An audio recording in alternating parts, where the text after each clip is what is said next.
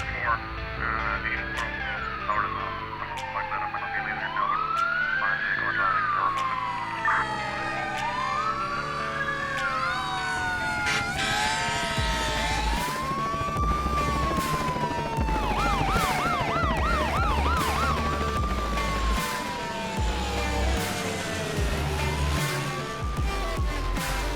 Hey everyone, it's Sam, and welcome back to the 911 Nonsense podcast.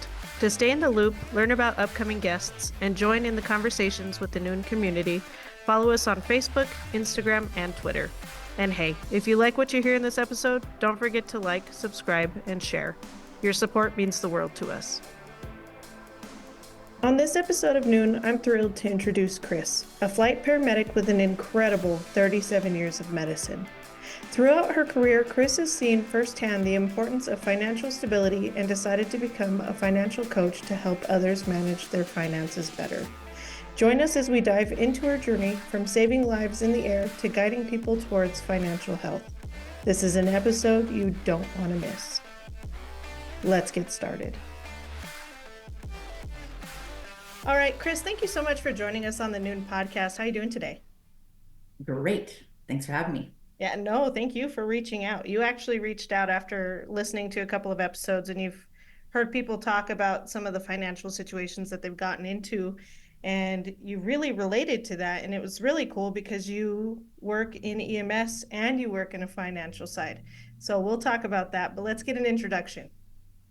So my name is Chris Harkson Lucero. I am currently a full-time flight paramedic and a financial coach. For my business is Beyond the Numbers. And most people who are in EMS or any type of first responder or healthcare position, you know, financial coaches are probably more necessary than we admit to. Yeah. What got you into that? Well, it's like, okay, I didn't realize even in my early careers when I would sit, right side medic with a brand new EMT behind the wheel. And, you always are talking about everything. And they would say, I go, hey, paycheck's coming. You're getting your first big paycheck. Don't go out and buy a car and get a car payment, right? What did they all do? Went out and did all this. This is like in the late 80s, early 90s when I was just getting into EMS. And I even knew that as I was 21 when I became a medic and 19 when I was an EMT. And even then I kind of knew that. But I want to say it was a few years ago, but actually it was closer to 15 years ago. I was going through my second divorce, so a lot of people might be able to relate to that. This time I had kids, and I found myself, I'm 40 and fabulous because 40 is great. And I'm going through this divorce, and my 401k has about $5,000 in it. It's not even vested because my ex-husband was a fireman. And our retirement plan was his job, his pension, and we had a almond ranch. And so now I'm starting over, and I'm a single mom. And what does our job do? This job is mentally and physically demanding. So always in the back of my mind is with all these decisions, I've got to make really good choices because what if I get hurt and I can't go to work? How am I going to feed the kids? How am I going to make my house payment? How am I going to take care of things? Because I didn't fare very well in the whole divorce. I didn't do well in it at all. So I really was starting over. And then, fast forward, time goes by. I'm remarried. I have 2 more step kids. I'm like more kids, girls, and that's a whole nother story because I had boys. I'm a total boy mom. And even though marriage is good, retirement now is growing because I started being able to dump into my 401k, trying to make up for lost time, which you never can do, right? I fight that scarcity mindset, and I am like always kind of fighting the scarcity mindset. I'm seeing things grow. Life is better. I didn't really carry a lot of debt. I'm not in any debt. So that's one good aspect that's gone. And I learned a lot along those lessons. And I'm like, oh, wait a minute, there's a thing called financial coaching that you can teach other people how to do this, and they can then get control of their money. I've never been an overtime person. I mean, I've done it a lot. We always all have our mandatory overtime, But I'm a big proponent of, oh no, I want to be home with my family. I want to be out with my friends. I love doing a lot of outdoor activities. So I don't want to work overtime. I mean, if I work overtime, my boss is all, hey, I saw you on the schedule. Was that a mistake? That's awesome. And I'm like, yeah, because I just don't like to do it. And so I don't like, I want other people not to have the overtime trap. The words, it's just one overtime to pay for the boat, the the boat, the car, the motorcycle, the Vacation. Yeah. RV, right? And I want everybody to have all those toys, but not at your expense because when you're working overtime, what are you doing? You're getting burned out, you're physically and mentally getting drained. And when you feel like you have to go there, that just adds extra pressure. So I was like, I got to figure out a way to help people do that, get past that, move past that. And then I really enjoy peer support. I'm a peer support team leader. I've been a proponent on teams most of my air career. And I hear it and I said it even myself. I can't afford to take my time off, even to take care of myself Yeah. physically and mentally. I was That like, I is a can't. huge part of it because you don't get overtime. Yeah, you don't get overtime if you take time off. Yeah, you're not only losing your overtime, you might be losing your regular paycheck for a little while. There's a whole thing that comes along with that. And so, I didn't have emergency funds before, backup plan to things. It's just that there's a trap. There's the overtime trap part of it, and there is this. I used to call it stress spending, but after talking with some referral partners that deal with first responders, we use the word reward spending. And what reward spending is, if you talk to any first responder, I have missed holidays, weekends, kids' activities, birthdays, my own birthday, graduations, Christmases, anniversaries, right? We work hard and we're required to work a lot of those things. And then how do you fill the void? I need to make it feel like all this hard work that I'm doing matters. So then we go and buy a toy or a bigger house or an SUV or whatever it happens to be to prove to ourselves and to our family this it's all worth it. Yeah, All the instant times we've gone. gratification kind of stuff, right? Like Yeah, you deserve it because you've done the hard work for it. right. That makes sense. I can say that I'm guilty of that. I think I've definitely been guilty. But then I'm like, okay, let's make a plan for it so that we didn't just sign ourselves up for 5 to 7 years of overtime to pay for it, right? After the fact. Yeah. Yeah, So that's a great idea. So it sounds like to me, Chris, that you have had a pretty good head on your shoulders since you were young. That being said, what got you into EMS, right? Because I feel like you have to be a little bit crazy to get into EMS. Like you know what you're getting into. it the funny thing is that I've always heard, you hear about ACEs scores and all those kinds of things. And there's Mhm. people who that get into EMS or the first responder side at all. They come from either broken homes, alcoholic, or they were a patient of. They saw the first responders come in and save a situation or something like that, or a family member. And I'm like, I got none of that. I just was a kid I'm an ADHD kid and law enforcement is my whole career. That's what I was going to go to as a kid. Growing up, I was always going to become a cop. And Quincy, young people won't remember the show Quincy. Yeah. I was like, I loved medicine, and I would remember sneaking to go try to watch that when it would come on past my bedtime when I was like a little kid. And I always had like uh, a sense of like taking care of people. I'm a firstborn. My first ambulance was actually my bicycle.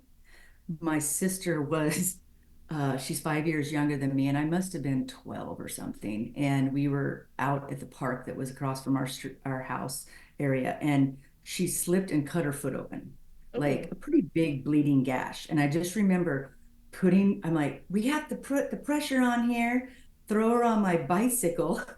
I throw her on my bicycle and I ride as fast as I can to the payphone, the one and only payphone in the park, and I oh my call my mom. goodness.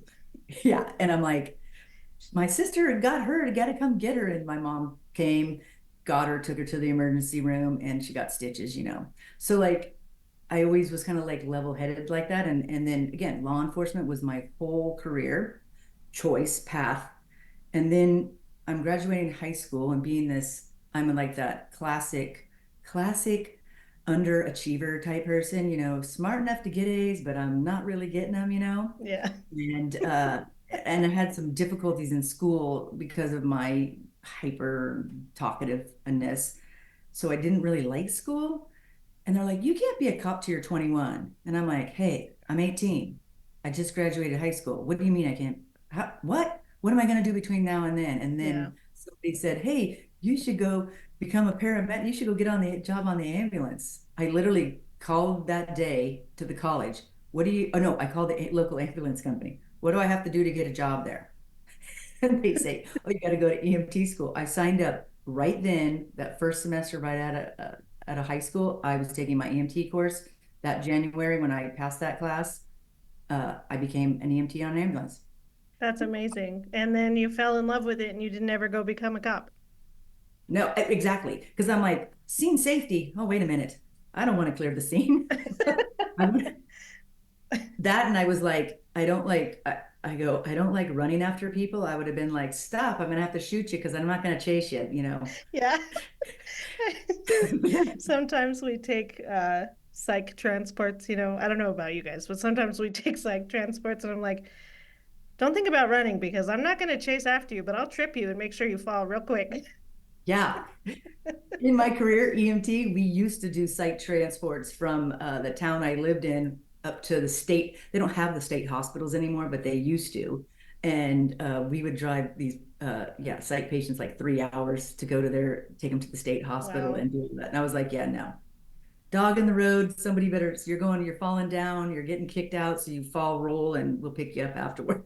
That's funny. We do still have a state hospital here, and we have a fair amount of psychiatric inpatient facilities here, which is, I mean, we could always use more. In the state of New Mexico, we have a fairly large population and not enough beds usually, but We have a so very large um, homeless population, which a lot of those people, if they were in facilities, they'd be taken care of better, that kind of a thing. So yeah, I and don't then they think, closed them all. They closed so yes, many inpatient facilities, and yes. I don't understand. Like they were doing it to save money. I can say that for New Mexico. I can't say that for the state that you live in, but it Hmm. was to save money, and they're now we're They're having spinning it a these completely different huge, way. yeah, huge unhoused populations all over the state. It's Yeah, terrible. It's yeah. And it's a terrible. drain on the whole entire system. So you're not actually saving any money, you know. Yeah, exactly. We're flying them. We are flying psych patients across the state because there's no ground transport to take them. It is absolutely nuts. But it Yeah, is what it is, and I get paid to do it, and I love it. So I know. The it is what industry it definitely is. has changed a lot in Yes, that and it regards. will continue to change. And I think that there's some really cool things coming in for the EMS world, but I like all the AI stuff and I think it gives us a lot more tools at our disposal. There's some people that aren't Mhm. about it, but I think it's a good thing for the medicine world. Like medicine's really changing. I mean, it's always been changing. That's what I think keeps me young on a certain side is that change, you know, don't fight change. Change is inevitable and change is can be good and you learn and you do something different as you learn more, do better and that kind of thing. And so what we did early on, and something I think, oh gosh, don't ever ask how many people we killed doing practicing medicine with things that we used to do, you know. Now it's totally changed how we treat everything. Yeah. Yeah. Do you watch Foam Frat or do you guys utilize Foam I Frat? now I'm going to because after I listen to your show, I'm like, okay, one more thing I have to be on now because I keep getting so educated. Tyler, I'm plugging you shamelessly. I hope you're listening to this episode. So, I just watched one of their lectures on art lines, and they talked about uh, getting the patient, like matching the phlebostatic axis, right? Mhm. And the story that he tells is about a patient that came in for a UTI, and because they didn't have this patient on an art line, and then they got the art line, and the art line was saying that the patient was hypotensive because they didn't have the fluostatic axis correctly lined up. Huh?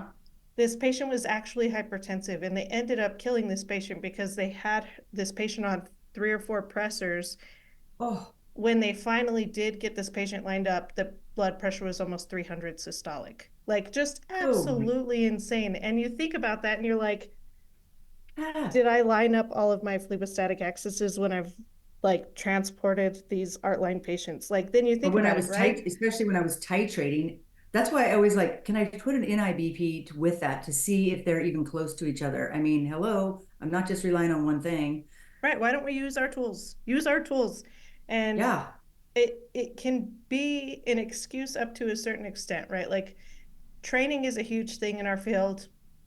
And if you're not training, you're not getting better and you're not learning, and then killing somebody because you don't know what you're doing is hard to mm-hmm. defend, especially when you're in a critical care role or even a paramedic role or even down to the basics in a basic role. Like, if you don't know what you're doing and you don't know why you're doing it, you're liable to kill people. Exactly. And what when I was in the paramedic world, my transport times are very short. I didn't have as much Yes. time to make a mistake. In the critical care, the transport times are so much longer. I have much more time to make mistakes really affect the patient. So yeah, it's very important. And that's the one thing I do love about the critical care side. We train all the time. Yes. You have to constantly be training. And like people will ask me, I still do my intubations. I still do my practice stuff. I don't care how long I've been doing this because I don't want to ever that complacency, you have to fight that because I don't ever want to be the reason going, I didn't care. I didn't practice that thing. I don't want to be the reason.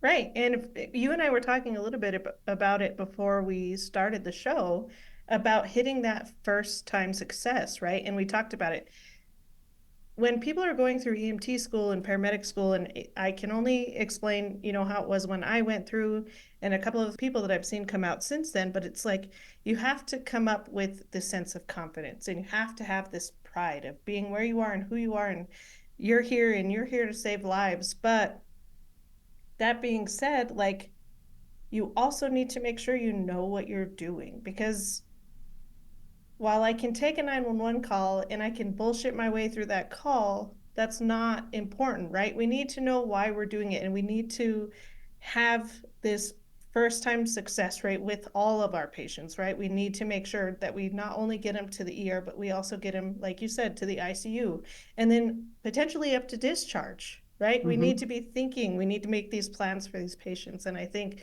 there's really no reason that that couldn't be started at an EMT basic level. Exactly. I mean, when I was training or training with fire departments or bring somebody in, I'm like, what you guys do at the most basic level of airway management with an ambu bag or a cannula, that is so important for a patient. I said, you're stacking the cards for you're either taking them away or you're giving them a good hand. And then each step along that. So they have to understand they're really important. Each step from the very basic BLS all the way through the ICU care, it all matters. Right. Each person matters Yes, and I in that whole understand thing. that there's some people who are they're gonna crump no matter what, right? There are Right. some things that we can't take care of, there's some things that we can't handle, but we want to attempt to give them the best chance that we can. Yeah, exactly. I always describe it like a person sitting, I go, the one prayer that I always have had ever since the beginning of my career is always been, I relate it to like the cartoon where the guy's hanging on the building and his little fingers are hanging up there. And then, the little cartoon other guy is like lifting one finger and then another finger and then Yeah, another finger and the cartoon guy falls, right? I said, I don't want to be the person lifting those fingers on that person. I want to be the one, if there is a chance, I want to make sure I give it to them. And exactly. and I can live with most of everything at the end of the day. If I feel like I've done my best of what I can do, then I can live with almost any call. Yeah, no, and that's the best way to think about it, right? So you earlier had mentioned that you owned an almond ranch. Now, is that like an almond, a nut? Like a nut Yeah. ranch? Yeah, lived out in the country. So I'm out in the Central Valley in California. Uh-huh. So lots of almonds. I'd say walnuts, but walnuts aren't doing so good. People are taking them out, and peaches, that kind of thing. So Oh, yeah, my ex-husband's family is out in an almond orchard and all that out there. I loved it out there. It was gorgeous. that's so crazy. I don't think I've ever seen an almond tree. I'm assuming they grow on a tree. Yep. The funniest thing, I think the first time you really go out there is how they get them out of the tree. They put a little shaker on the machine and actually shake the tree because that's the joke. They're called almonds because they get the L knocked out of them. That's awesome. Corny joke. So is it, I don't even know. Like I don't know much, right? I haven't researched it, but almond trees, I've heard that almonds aren't good for the environment. Is that a true statement? They're gonna Anybody who's gonna be an ag is gonna say, well, of course people say they're not good in the way that because people say, oh, well, you shake the trees and then the dust goes up in the air. And but it's more than just shaking a tree to get some. I mean, if you want to get super technical, there's P10. It's the size of the dust that is bad for you. Different size particles are worse for you breathing it in versus bigger particles. And the kind of dust that you can actually see is not the bad dust, it's the dust that you can't really see really well. So I mean, any farmer in the valley is going to be like, yeah, no, almonds, they're awesome. Okay, so it's just a social media thing. Yes. Okay, that's good to know because I drink almond milk and I don't want to be Yeah, exactly. harmful. No, it's water. I mean, certain trees take water to produce things, but what are we going to do? Outsource everything outside the United States so that we have nothing to depend on for ourselves? Right, and that's life. We need water for all of our Mm-hmm. plants, all of our fruits, vegetables, everything that we need to eat, we need water for. So that makes Yeah. sense. Well, that was very informative. I appreciate I appreciate you entertaining that question because it was just a random little tidbit. Oh, yeah. So as, so as far as the financial coaching goes, Mm-hmm. with people who have been doing it like you said for a long time and you're at a point where okay, I need to really start thinking about retirement, right? I'm at this point, and I have maybe only 5,000 in retirement, like you said. Like, what do you suggest to people to rectify that situation, or what do you think the best move is? Well, some big things are the beginning things. What are you dealing with? How much money do you bring home in a real paycheck outside of overtime, right? And then it's like, okay, what are my expenses? What do I actually have? What do I need? My wants and needs, right? Knowing how much I'm bringing in, knowing where my money's actually going. Any kind of debt, you're going to want to wipe out your debt. Your debt is really stealing from your future, right? Because we're paying that interest rate. And it doesn't do us a lot of good to put a bunch of money in the bank to earn money if we're given the interest to everybody else on the other side, right? Yeah. Some of the best things, and then having your emergency plan where it's some basic money so that you don't have to fall into debt to solve problems. We know cars always have issues. We're always going to have to do maintenance on our vehicles, pre-planning all that stuff, always kind of setting money aside, thinking that long term. And then I've told my kids, the earlier you start putting away for the retirement, the less money you have to put away. A lot of the recommended people will say anywhere between 10 and 20% should be going towards a retirement, whether it's your 401k with your company match, at a minimum, your company match, right? Yeah. Anybody who, fire departments, police departments, they're all pensions, right? You mandatory have to put a certain amount a lot of times into those, and that's somewhere sometimes between 4 and 9% is a lot of times what the departments will take out. But a lot of people don't even know how much their department's taking out for them. Like they couldn't tell you how much is going into their pension. And then how does your pension work? Learning and finding out how your pension actually works. How much are you going to get? When are you going to get it? What does that look like? You probably also should save a tiny bit outside of that. If you're not up to that, like 10-15%, start saving a little bit outside in your own Roth IRAs or a regular IRA or something.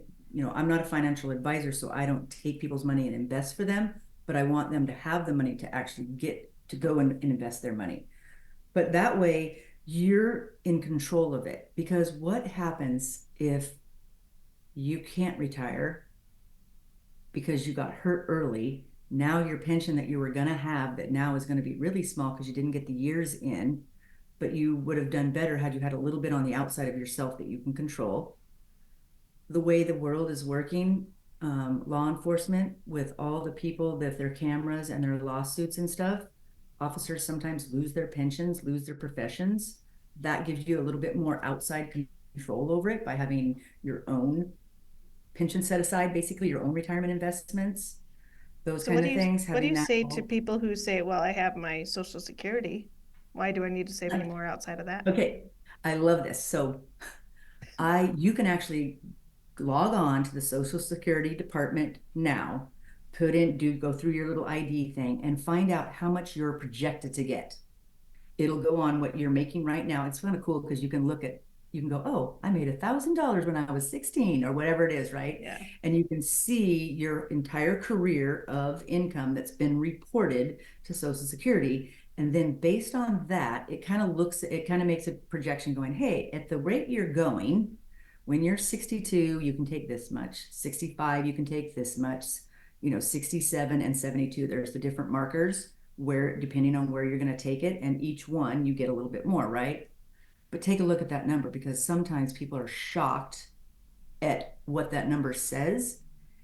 And then everybody says, based on, I might get mine, but are the people putting in the 30-year-olds, are they actually going to get theirs? Will the system be in effect? Will it even be there?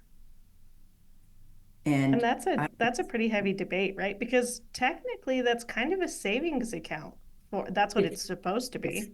it's forced savings, but there's all the different systems and other ways that people take from it, people that didn't put into it. That's a whole nother political argument, and I don't do politics. Yeah. And since we can't control the politics side, we can control what we want to do, right? Exactly. So for us to take control and go, hey, you know what? If I get to 3,000 when I'm in my 60s, that's fine. But if I put away now, maybe I want to retire early at 50, or 55 or 57. Maybe I want to retire before 62, 65, 67 years old. Yeah, I enjoy definitely some want to of be your jumping out of older. no helicopter. Yeah, right. Exactly. And then you want to, and more I think people are wanting to retire early. Why do I want to work my whole life and then get done and just spend most of my time in a hospital or whatever? Especially for first responders. Yeah, Statistically, if we don't take care of ourselves, 5 years after retirement, you're either physically disabled or dead.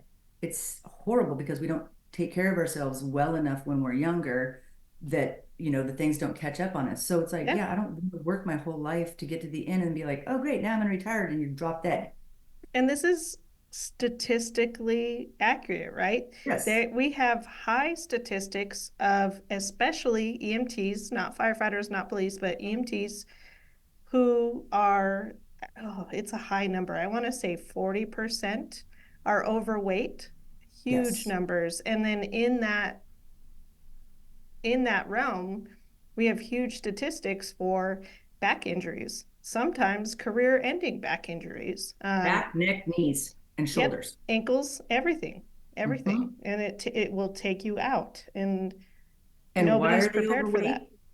Why are they overweight? Is it not only the bad diet, it's the stress, it's that cortisol and the stress that holds on to it, because it just affects us in that way. And that's why I'm really happy, like things are changing for mental health. We're getting better with certain things. And I think overall you're going to start to see better health. Well, the EMTs, I would say, because they're in an ambulance, they're not at a station. I'm at a station. I can work out at my station when I'm not running calls. Fire departments usually can work out when they're not running calls. Right. The ambulance crews, they don't usually have that luxury. Yes, They're stationed next to the fast food place, not next to a gym where they can go in and work out. the company, and it's not every company, but they're like, it's something that I'm kind of fighting with right now, is that the companies don't want to take the liability of you working out and injuring yourself.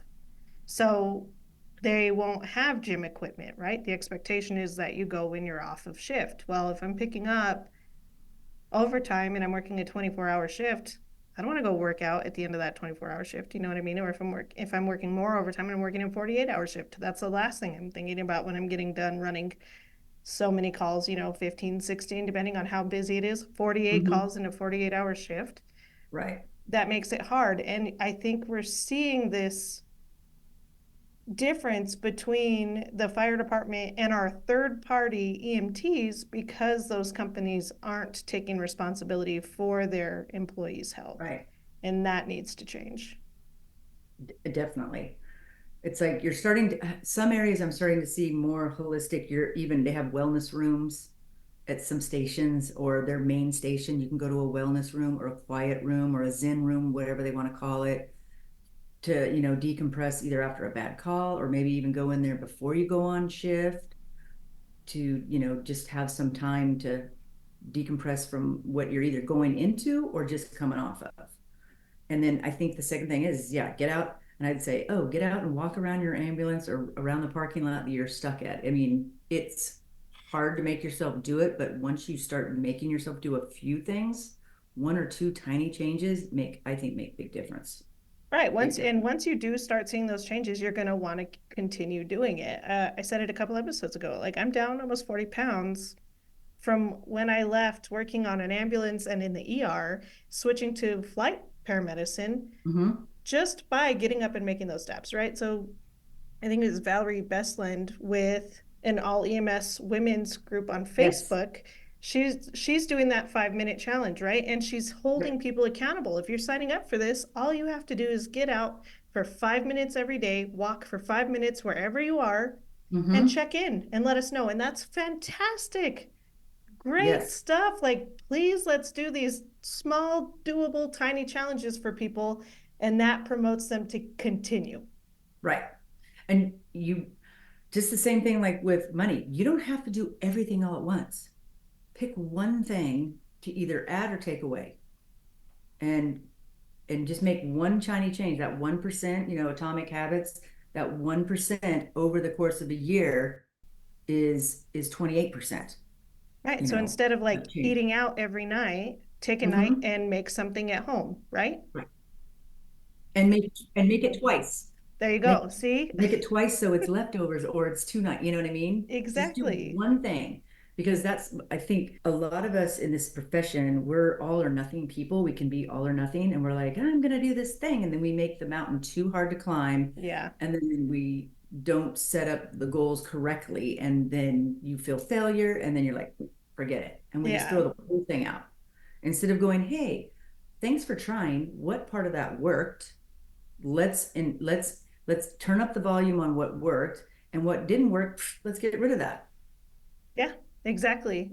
I've started couponing a little bit through Smith's. I love Smith's, and you're hitting kind of two sides because you save money on groceries, but then you can gain points up and you actually save on fuel. So like every probably month, I'm getting 70 cents off per gallon that I'm getting from Smith's just by grocery shopping. So by eating more at home, I'm saving more on gas. And I absolutely love that. It's been helping us not eat out hardly at all anymore.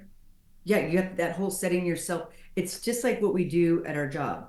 When you set yourself up for success, you don't try the habits that you want to develop, whether it's mindfulness, breathing, getting your finances in order, any of those things we know we're supposed to practice, walk, whatever it is, you set it up when you're in your best mind state. You don't wait until you're under distress and stressed out to come up with these plans. You have to put them into place ahead of time so that just like at work, we always fall back under critical stress to our lowest level of training, right? We have to do the same things for ourselves. I'm not going to come home and cook dinner after I've come off of a 12-hour shift where, I had horrible calls. I'm going to go home and eat what's in my fridge. Well, if I have some of my backup emergency food that's there, then I'm going to go to that. I'm going to default and I'm going to go, oh, thank God I had the backup, something that's semi-healthy and for me, right? Yeah. And doing that and having that as your plan ahead of time. Okay, when shit hits the fan, I'm going to do X, Y, and Z. And then when shit hits the fan, you're like, oh, I don't have to think about it. I already have a plan in place. Right. Meal prepping is Mm-hmm. amazing. And that is one of the biggest factors that's helped me because I've started packing my lunch and taking my lunch with me to work instead of going and eating out. Mm-hmm. Yeah, and that's a hell. Most of the time, people, because I do budgets with people all day long, and the biggest areas that people overspend when they once they get control and they spend the way they really want to be consciously spending, they're like they stop spending on overeating out type thing, or they eat out and eat better stuff. Why am I going out and eating crap when I could go out to one really nice dinner and have a nice steak? Why am I Yeah, eating crappy food, right? Or they're driving too much or just impulse spending. Everything's just too big, that kind of thing. So I'm all about, I mean, it's the B word, budgets, but budgets are, I don't like to call it budgets, a spending plan. I want you to spend money on the things that are important to you. So having a spending plan, and that has nothing to do with money, as in, oh, when I make more money, I'll have a spending plan. Oh, I make tons of money. I don't need a spending plan. No, you should know where your money's going. You should have a plan for where you want it to go always. And as soon as you get your spending plan going the way you want, you automatically feel like you're making more money. You're giving dollars jobs. And when they have a job, that's what the dollar does, and it works for you.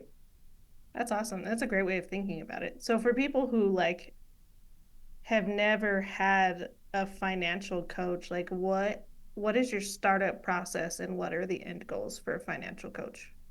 Well, when everybody, so I always offer a free call me up, let's talk for 30 minutes and tell me what's going on. Um, what I want to understand in that conversation is what are you looking to accomplish? What are your stress points? Some people come, I'm in debt and I want to be out of debt. Some people come, I want to buy a house and figure out how to save. Somebody wants to know, I don't know where my money's going. So there could be all different issues with their money. And it's like, which one is important to you to solve? Because when people work with me, I don't tell them where to spend their money. I get the information out of them where they want to be spending and what they want to be doing. And so we have conversations about that. And then we do a jumping off session where it's like, okay, it's kind of like the ABCs. Let's assess and figure out where your money's going.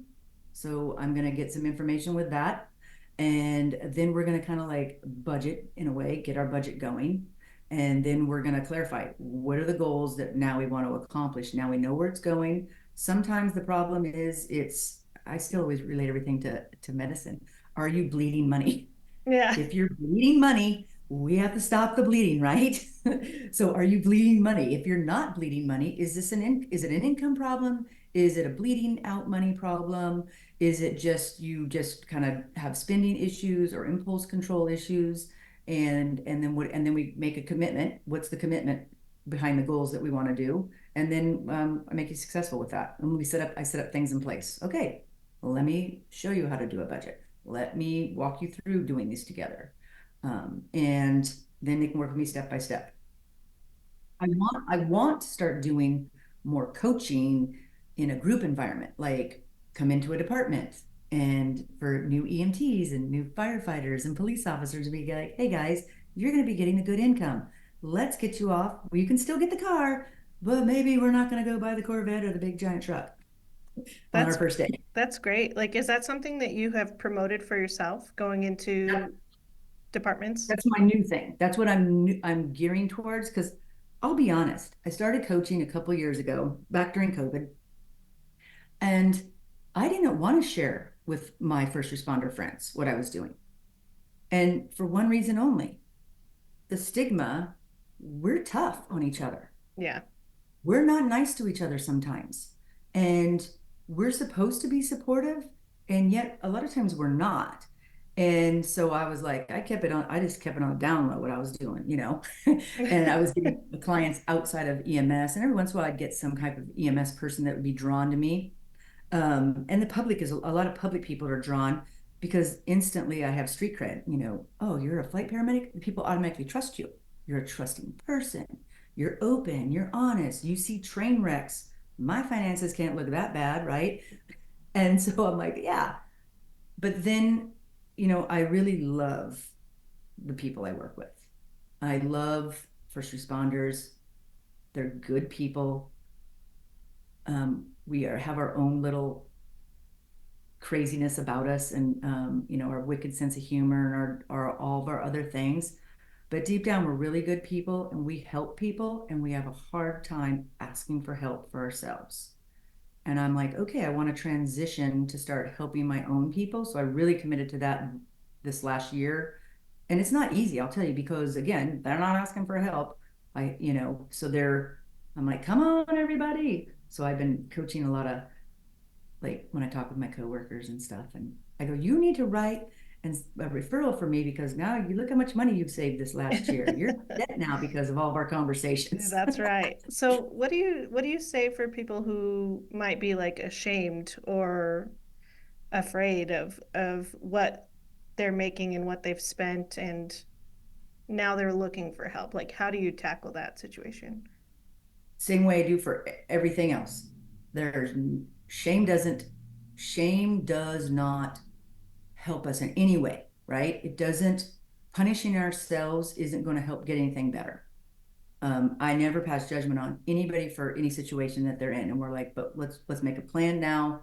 When you know better, that whole you'll do better, that kind of thing. It's like, okay, you don't have to apologize to me for where you are.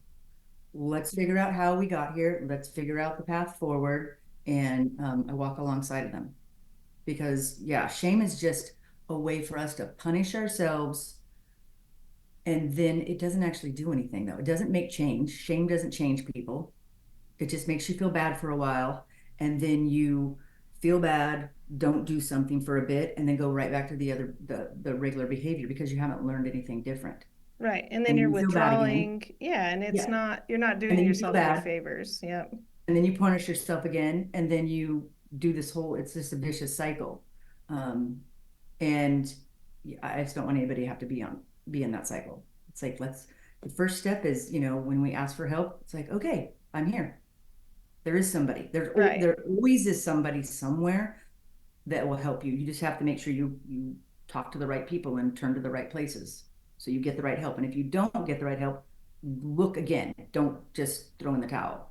Right. Money If, problems are huge, huge, huge problems. And that's honestly probably one of the bigger factors too with suicides, right? Is you're putting mm-hmm, yourself into a hole and you don't know how to get out. And whether it's because it's, from bad call perspective or things aren't going great at home, this mm-hmm, is another way we can fix it. You just have to be willing to put yourself out there, right? And it's right. okay. This is normal. We in high school, or in college, this isn't something that we learn about. Like, I'm going to embarrass myself right now by asking you what a Roth IRA is, right? Because I have no idea what that is. So the retirement plans that you can put into, the difference with a Roth just means after tax.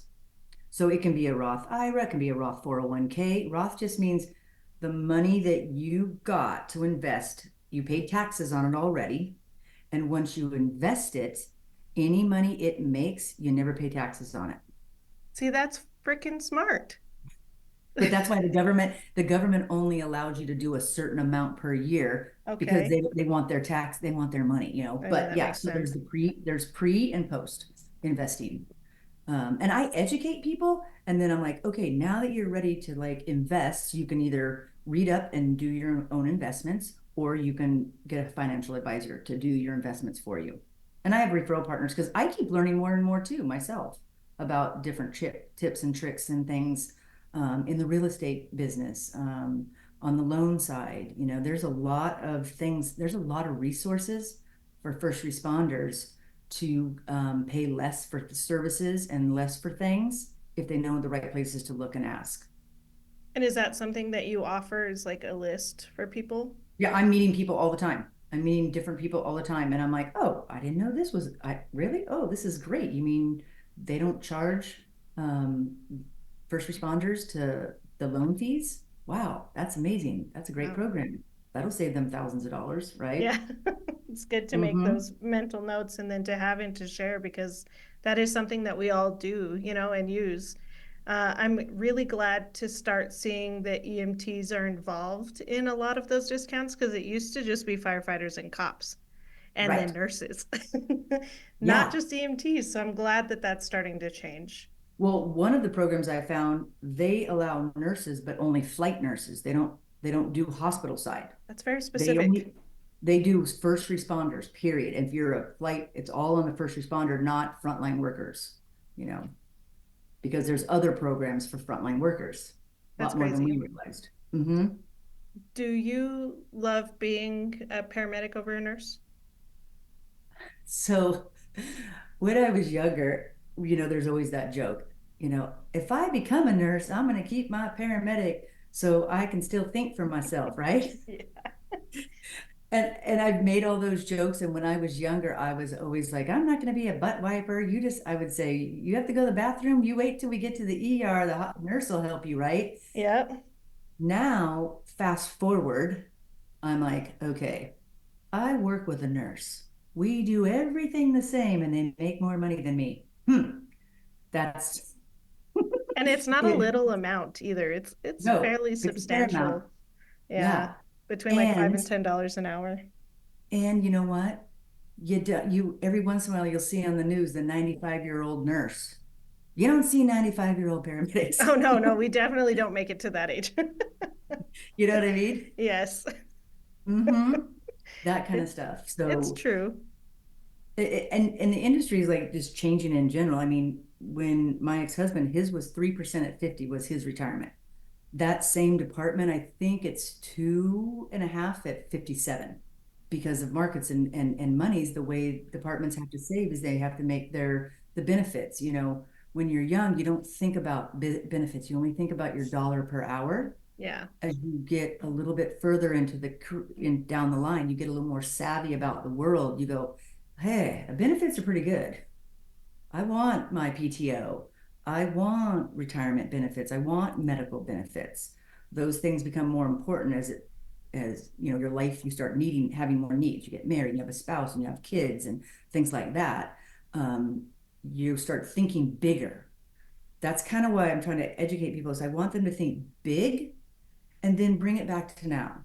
Yeah. What am I doing today? Is that helping my future self mentally, physically, financially, all those things? Because those three things are huge and all three of those things tie very much together.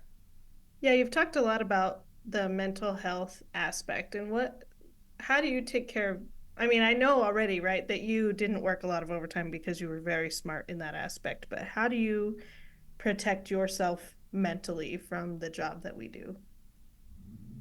Well, I'm a talker, you can tell. Yeah. I'm a talker. And we know that when we talk about things, it helps our brain process it from the prefrontal cortex and takes it back and files it so that you can process things, right? So that's one way of talk. And then trying to do all those same things. Okay, I need to try to sleep better when I'm off duty. I need to be physical. I used to be in great physical shape before my hernias. I used to do a lot of different Olympic lifting and weightlifting and all that stuff. That's changed. I don't do that now. I'm trying to start doing yoga, which I'm doing I got a little app. I'm doing my baby yoga, you know, because that's not my thing because I'm a busy butt. Yeah. I love camping and hiking and backpacking. Um, just trying to remember practicing, all those standard things, trying to eat right when I know I'm under stress, just try to not have as much sugar, decrease alcohol, try to sleep better. I know all the things I'm supposed to do, and most of the time it works. There have been times though when I've had burnout, didn't work. Um, other people pointing out, hey, you don't seem like yourself. Really? It's a little more than just eat a Snickers, right? Like, Yeah, yeah, exactly. did you Exactly. have you ever seeked professional help? Yes. Okay, good. So I have done EMDR. Okay. That was a couple of years ago. And that was the crazy thing was I was always like, I've gone this long in my career and I've had, gone to a counselor before for, I mean, I've been through two divorces and I'm on a third marriage. So I've sought out counseling because I was like, okay, what can I learn from that mistake? Let's try to do it better, right? And, so doing that kind of stuff. And then, just trying to be really mindful of why I do the things that I do. Where does it come from? What are my triggers? Fought burnout, go, oh, get that work-life balance back to get rid of it. And then a couple of years ago, I went through a critical flight incident that it kind of put me in a loop. I started to have a loop that was playing. And the loop, when I went through EMDR, because what happened was I moved bases, I moved to a different base, and a coworker who was in the incident with me was like, you're not yourself. Because I can be bitchy. We can all be bitchy. I can get very hangry. But I was really, I thought I was hiding it, right? I thought I was maintaining that I was ticked off and I was pissed. You have that anger that comes and you don't want to be angry, and then you're embarrassed that you're angry, and you're like, I don't want to be like this, and yet I am like this. And you're trying to figure out a way, and they were just like, I think you need to talk to somebody. And I listened to what they said. I drove home from work and I made a phone call. That day, I reached out to someone I trust immensely, a person that I've followed and been trained under her at two different flight programs. And I got permission. They flew me to Texas and I got EMDR treatment. That's amazing. And that goes back to I've said it a couple times, but being your brother's keeper, right? So like keeping an eye on those changes that our partners are showing, Mm-hmm. because you had this incident and you needed somebody to tell you, hey, get your shit right, go get it taken care of, right? Right. And you listened, and that's great too, because most people probably wouldn't listen. Yeah, it's hard. It's not easy because I would say uh, I've been around for such a long time, and a lot of people know me, and I'm very blunt. And if you don't have to wonder what I'm thinking, I'll tell you, right? Whether you want to or not. So, and I've embraced who I am now. But it's hard when I'm like, I feel the responsibility that when you're a strong person and people look to you, when you're weak, it's very hard because people stand away from you Yeah. um, more, and you have to be even more stand up because one or two might break through that, but most people stand back because it's scary. You know, the whole thing. Oh my God, if the leader is losing it, what are we gonna do, Yeah, right? we That kind all of need to thing. lose it. Yeah. Yeah. And so I was like, no, I have to listen and take care of myself. Do you And mind if I it that's ask what happened? so my flight incident, here's the funny thing is, so my flight incident was like a double IMC incident.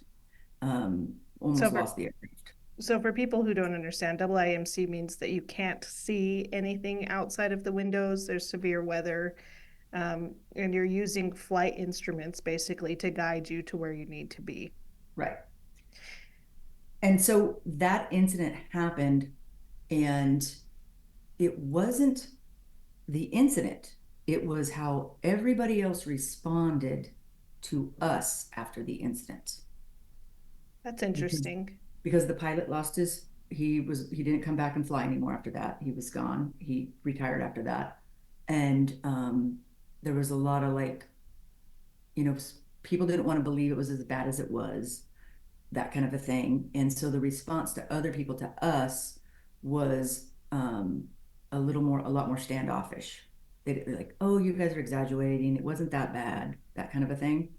And so I felt very betrayed by coworkers, a lot of my coworkers and stuff. And so, but what the loop for me was, um, and I had never shared this until I went and did my EMDR. I never even shared it with my husband. The year before, maybe it was 2 years before, 2 years probably before, I was I was walking across the road at our downtown town, and I was headed over to an appointment, and there was a big festival going on, and I was walking over to go to an appointment, and I was going to come back and join my family. And this puppy, because I've seen death and dying my whole career, a lot of people, not that it doesn't bother me, but it doesn't bother me, right? Yeah. This puppy, the homeless person that had this puppy, let him down on the ground, and the puppy started to run over to where I was, and a big truck came around the corner, and he ran over this puppy in front of me. I let out a scream that I've never heard from myself before. It was paralyzing to me almost. It was the worst thing that I've ever seen. And in that moment, I felt so helpless because I felt now, had it been a child or an adult, it would have been horrible, but I would have jumped into action, right? Because that's what I do. This was this moment I didn't know what to do. And and then he died right there, right? And it was just horrible. And I couldn't get the image out of my head. So every time I found myself under stress, that loop of this puppy would start to play. And when I did the EMDR, now I can talk about it. I don't see it anymore because we literally put a white piece of paper in front of it. So I don't see that puppy anymore. I see everything that led up to it, and then I don't see it anymore. But what it was is I felt helpless. Mm-hmm. I was helpless. And in my profession, I've always been in control and always been able to, okay, make decisions and everything. In that moment, I felt like a child again, like when I was in grade school, and like a little tiny person who had no control over things. And when the incident happened, afterward, the response that I got from people, I felt like I had no control and I was alone. And so that's how the two tied together. That's so the pilot quit because he got scared. He made a mistake. Okay, so the pilot quit of his own accord, and everybody is telling you that was not that big of a deal. That's honestly that's fucked up because who are they to judge if they weren't there in that situation? Yeah, exactly. And I didn't really talk about it too much. My high ups, my management was very supportive of everything. Um, Good. but they followed through. They got, they were super supportive and did everything. I did the confidence flight, and that was difficult. I didn't realize how difficult that was. And so my partner, who was in the same incident, was in the back of the aircraft. She went and did her I told her, don't do your confidence flight at our base. Go somewhere else. Because, like I said, I lost it in front of my coworkers because it just seeing my uniform for the first time after that incident, walking in and seeing my uniform. And like I said, I'm a trained peer support person. I know all the things. I knew when I walked in and I saw my uniform hanging, my hands started shaking, my heart started racing, my stomach felt terrible. I broke out into a sweat.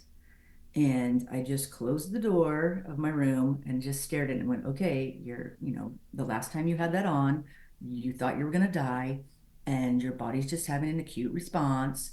And you tell yourself, no, I'm having this acute response to this delayed event, right? And then I'm like, okay, this too will pass. It'll pass. I know you say that. That's one of my favorite quotes. One of my I'm like, this too shall favorites. pass.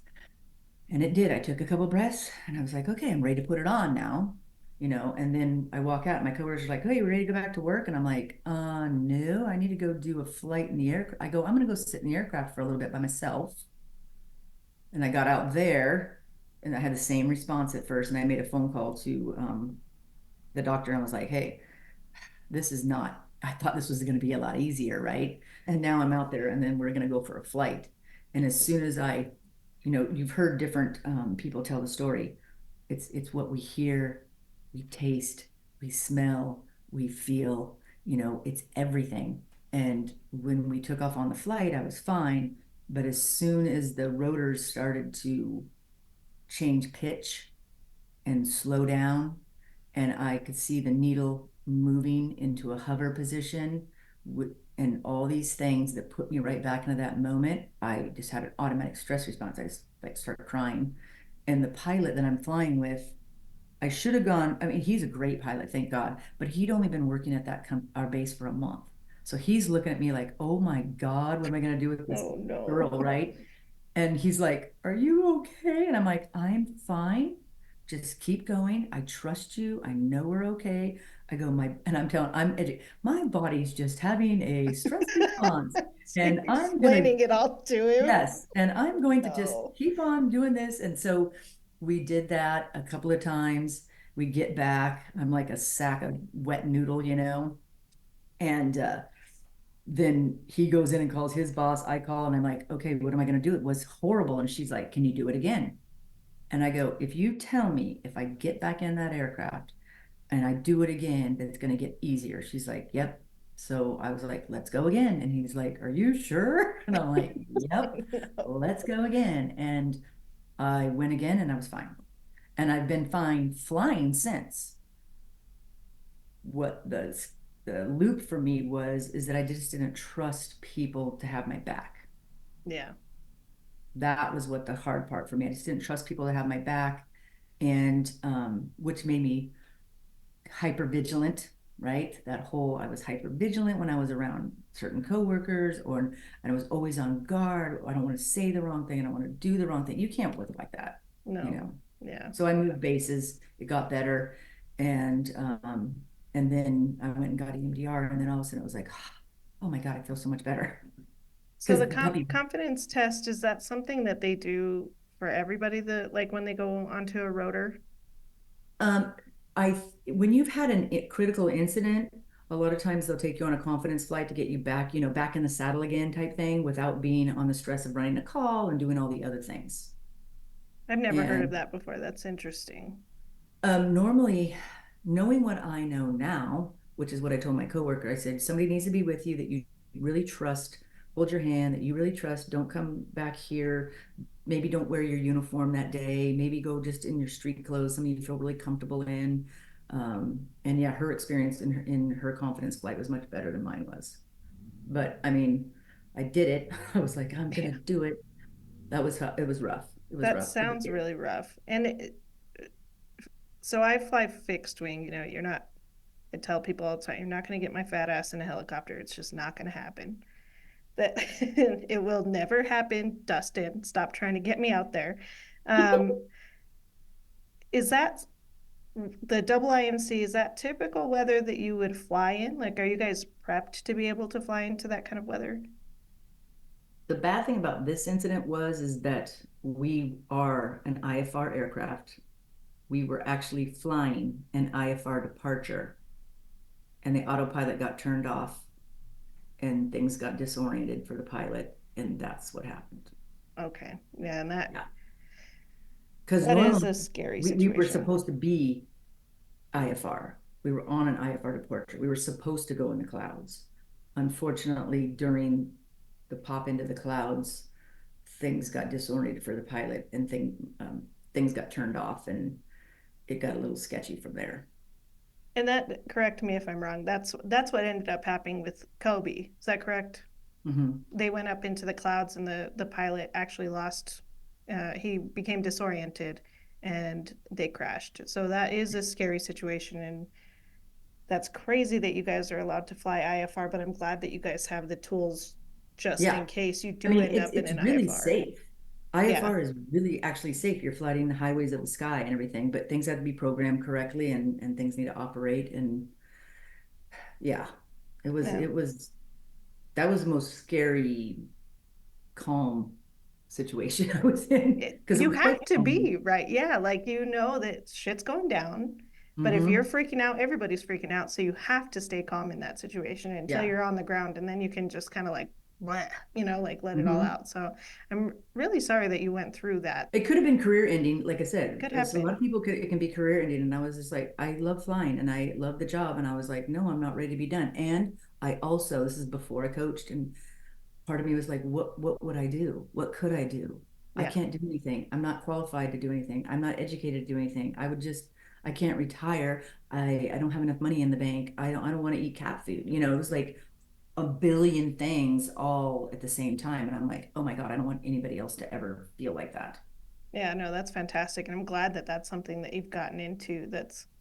It really takes a lot for us to kind of step out of our comfort zone and to try new things, right? So, like in the last couple of years, I've started selling those little journals that I make. I don't know if you've seen them. And then Yes, I I did. I saw started those. the podcast, and it's taken a lot to put myself out there, but I'm so glad that I did because it gives me something outside of EMS. It gives me an identity that I didn't have for a very long time.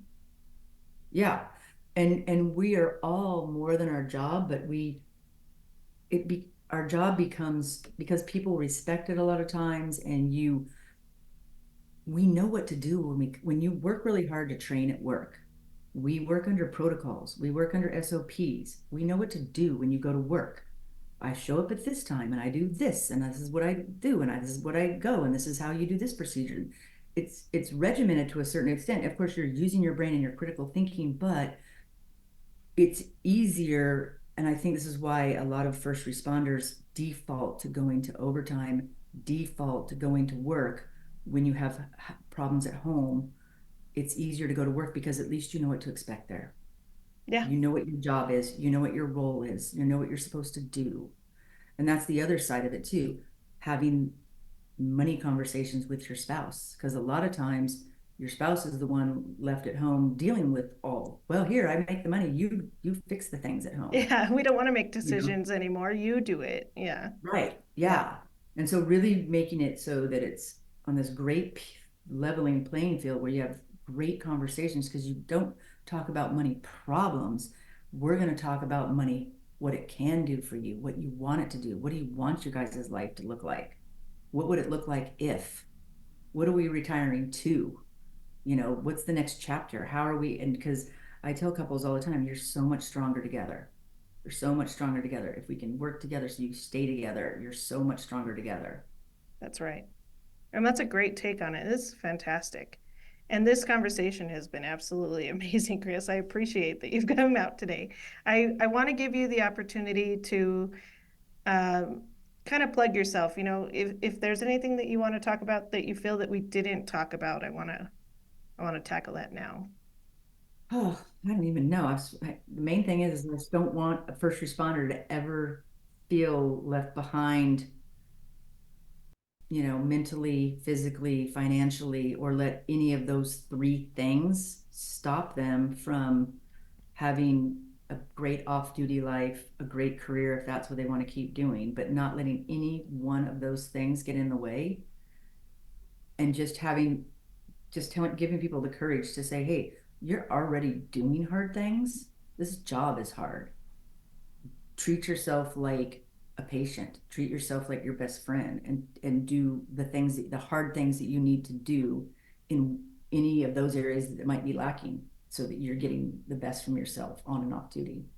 Like I said, my EMDR thing, that was such a crazy experience. And I kept saying to myself, man, I can't believe I made it this far in my career and I never needed help. And, that type of that therapy, like a treatment thing that really was going to work. Because I'm sure there's tons of stuff in my head that I just go, I process and do this and that. I mean, Yeah. that's like I said, the worst call was not even on duty. The worst thing that I've seen was not even on duty. It was, I mean, and it wasn't a person. It was, I mean, I have my worst person call too. Yeah. I No, have that. puppies are just so terrible. God, It's that's so horrible. terrible. I can't even, like, driving down the road. If I see something up in the road that's in the road, I have to look away. I can't even look at it. Yeah, It just, no, that's smart. yeah, we used to do body moves. You know how you did the psych moves? We Mm-hmm. did body Mm-hmm. moves. Mm-hmm. So we would do the body moves, and we would pick them up for the sheriff's department, and that was just part of your job on the ambulance. I was an EMT, so I was like 19, 20, right? And my partner again was a senior crusty medic, probably only in their 30s. Yeah. But Ugh. to me, slightly balding, crusting smoker. Yep. And yeah, and I was like, he was scary to me, a bit. And so we go to do this body move, and it's in this trailer park in a little tiny, tiny trailer. And luckily, the gentleman was very tiny. He probably was like 140 pounds, skinny. And he had come out of the bathroom. He was naked, but because he had taken a shower. So he was spanking clean, super clean. He was in a tiny trailer, but it wasn't dirty, or it wasn't a hoarder's, thank God. And he was all clean. And so my partner just goes, I'll get the feet. You're going to get the arms, and we're going to pick him up. And then we're going to, because there's no room to put, a gurney or anything. And we're going to have to kind of carry him out and put him on the gurney that we put outside. So my partner's at the foot end, squeezed in, between the bathroom door and this little tiny the thing between the couch and the table and the kitchen there. And I grab the arms, and as soon as he pulls his legs, the patient farts. And and I can't pick his arms up. I'm starting to laugh, right? it's and then I'm gonna make a little joke about it. I'm like, well, he got the last laugh, like this is how he's leaving the world, right? Yeah. And my partner, and it was funny, but then it got worse because my partner, he did not think this was funny. Like he had absolute zero sense of humor on this Well, because he was on the shit end of things there, so. he was on the shitty end of the situation. And the gentleman had been there for a little while, so it smelled, right? And I'm now starting to laugh. He's getting pissed and he's telling me not to laugh, right? This isn't funny. Which So I makes you feel laugh more. exactly. So now I feel like I'm talking to my dad, you know what I mean? And he's like, this isn't funny at all.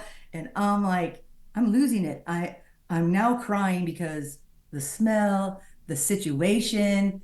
I actually had to leave. Like I had to like walk. He's like, and then he's getting even more mad. He's like, this isn't fucking funny at all.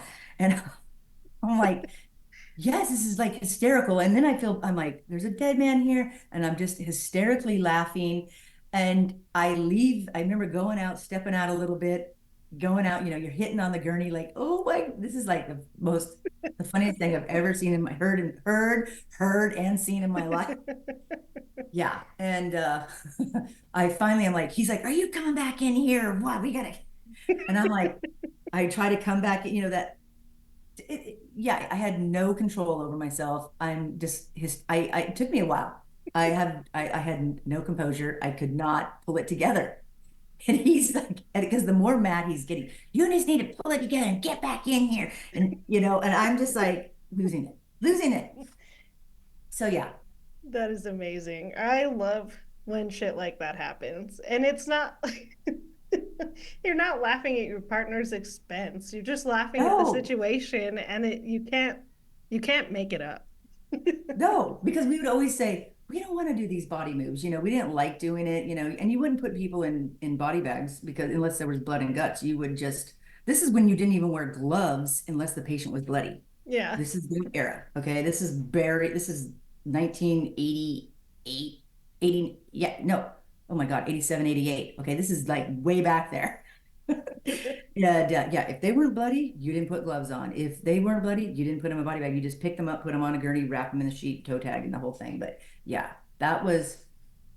I can still like. It's funny all the things, the terrible things, that you've seen and stuff. But when I see that, I can just still picture that whole situation and just like, oh my God, yeah, I was just young, big giant hair, bigger than me, and Did he still work with you after that? I worked with him for a long time. He was like those top five guys that were like there at the department for like the company for a long time. Then he Yeah. moved on to the EMS office and then eventually retired and moved on. And then of course I had moved on. But yeah, those are my early days where he may remember it, but it's funny because what you remember about somebody at a certain point in your life is totally different than fast forward it Oh because yeah, no, for you're sure. young and like, yeah, oh my God, I'm so young and they're, yeah. That's that's I lose it. I don't know why. I think farts are so funny. Yeah. Well, Like, farts are funny. That's just they it. are. And farts are just funny. And boys always think farts are really funny. And because I had two boys and, they just think farts are funny. And It's just, it is it's nature, right? This is a Mhm. natural thing that we are doing, and people get so offended. And don't get me wrong, like, it's really fucked up to like Dutch oven somebody. So if you're in the bedroom Yes, and you fart under the blanket and you cover your yes. partner or spouse or whatever, that's really messed up. But if you're out in the open, like, I'm one of those dicks who walks down the aisle at the store and farts in an empty aisle and then kind of keeps walking off so the next person that walks through might smell it. That's me. And I think it's hilarious. And my wife's yelling at me at the end of the aisle, I can fucking smell you from here. I mean, who doesn't love? I mean, yeah, bathroom humor, that's the whole thing. This job can be you just adding in those funny things and those that moment, we all have our jokes that we might say, but the joke was on us. That guy, he put the joke on us. Oh, that's amazing. You did say a little bit earlier that you are a peer support Mhm. person for your work. Is that something that you started after your incident or prior to? No, years ago. My incident was only 3 years ago now. Oh, Three, wow. four, coming up 2021. Yeah, Wow. wasn't that long ago. So, how do you suggest for people if they are not or have access to a peer support group, how do they get that started? I advocated for the one program I'm at now. I was like, we don't have our own peer support team, and they're becoming bigger and bigger. And there's so many good resources out there, like how to start your own peer support team. It's becoming like really popular now, thank goodness. And there are multiple organizations that are helping start those. There's so many apps now with free downloads and free programs. There's great books on how do we start our own program for ourselves, coming up with the right rules. And it's just really someone caring enough to say, hey, I really wish we had this here. How can we get this? And it's what I love about peer support. It isn't just the old SISM, the critical incident stress management thing where you sit in the corner and you talk about. I mean, I did those kinds of things, and those usually were in the fire departments, police departments, because usually those departments have chaplains and stuff like that. It was on the ambulance side, but we didn't have anything, right? Mm-mm. And then they're slowly, but even starting with one of their departments, hey, what do you guys have? What resources can you give to our people? What training can you give to our people? What else is out there? And then just working on your management, just, hey, every penny you put into us, you're going to get it out in tenfold, whether it's longevity of your people, whether it's how they take care of the equipment, whether it's how they take care of patients, it all matters. And do you think that it changes depending on the size of the company? I think, and I would say yes and no, but I've seen little departments have great programs. And you would think big departments would too, and that's not necessarily true. Yeah, Sometimes they outgrow and get too big. But therapy dogs, you're starting to see therapy dogs in places. And if you don't see a therapy dog in your program, there's a lot of churches that have comfort dogs. And so you could find a comfort dog almost in every state somewhere and be like, hey, can you guys come out and just come to one of our base meetings? Can you come out and, getting to know them and being like, hey, if we have a bad incident, do you guys think you could come show up? And just the biggest thing is taking care of people. yeah, I don't walk into a peer support situation and go, hey, what's your problem? I walk in and go, what can I do for you today? How can I help you? What can I do? Do I need you to help you put your rig back together? Or do I need to give you a drink of water? Do you need something to eat right now? Do you need a bathroom break? right. Do you need a ride home? Do you need someone to pick up your kids? Starting with what are that Maslow's hierarchy of needs? What do you need? Because I can't, just like in the middle of crisis, that's not the time when we need to teach you box breathing. Yeah, You needed to practice it before, right? yes, It's the same thing in a critical incident with anybody. It's making sure they have their basic needs met so they feel safe, secure.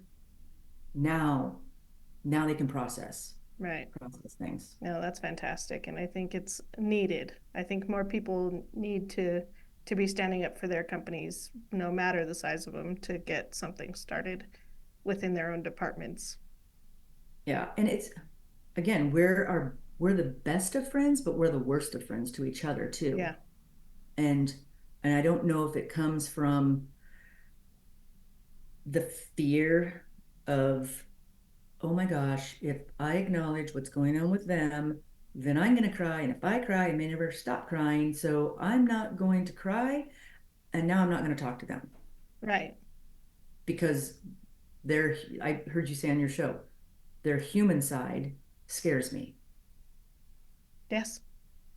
And it's okay to be human. We can still do our jobs and we can be human and then we can go back to be doing our job again. But Right. to try to stuff it down, it's not good. No, we're not robots. We're not robots. And I see a lot of these smaller fire departments or EMS crews, because we respond everywhere, all over the state and then into other states.